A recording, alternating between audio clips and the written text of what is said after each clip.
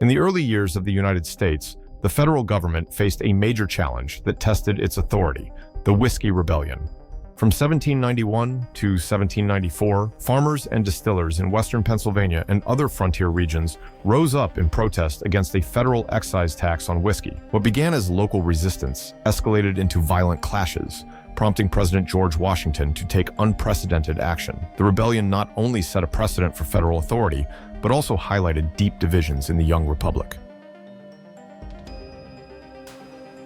After the Revolutionary War, the United States was drowning in debt. The federal government, under the leadership of Treasury Secretary Alexander Hamilton, sought ways to generate revenue. One of his key proposals was an excise tax on distilled spirits, introduced in 1791 as part of his broader economic plan. Since whiskey was one of the most commonly produced and consumed alcoholic beverages in America, it became a prime target for taxation.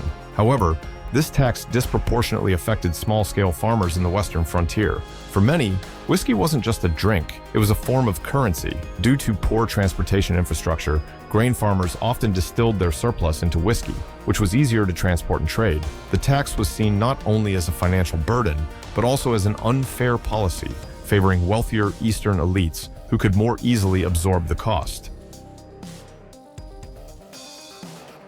From the start, opposition to the tax was fierce. Many frontier farmers refused to pay, arguing that it was an unjust overreach by a distant federal government. Some staged protests, while others took more extreme actions, including intimidating and attacking tax collectors. By 1794, the resistance had turned violent. In western Pennsylvania, armed groups began tarring and feathering tax officials, burning down their homes, and disrupting enforcement efforts.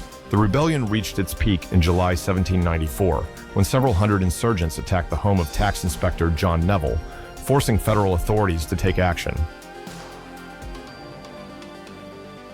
President George Washington, recognizing the rebellion as a direct challenge to federal law, decided to act decisively.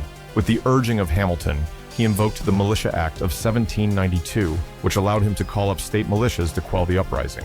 In a show of force, Washington personally led an army of nearly 13,000 troops, the largest military force assembled in the United States at that time, to Pennsylvania. When the federal forces arrived, most of the rebels had already dispersed. The show of military strength was enough to collapse the rebellion with minimal bloodshed.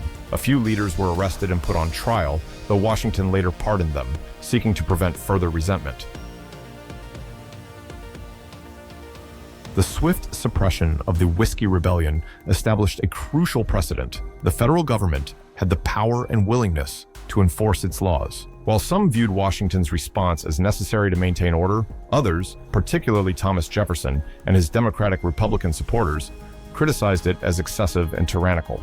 The event deepened the divide between Hamilton's Federalists, who favored a strong central government, and Jefferson's faction, which championed states' rights and individual liberties.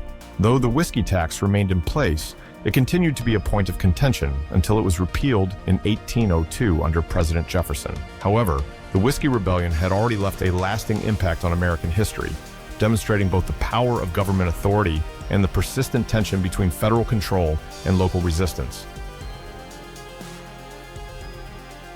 The Whiskey Rebellion was more than just a tax protest. It was a defining moment in early American history.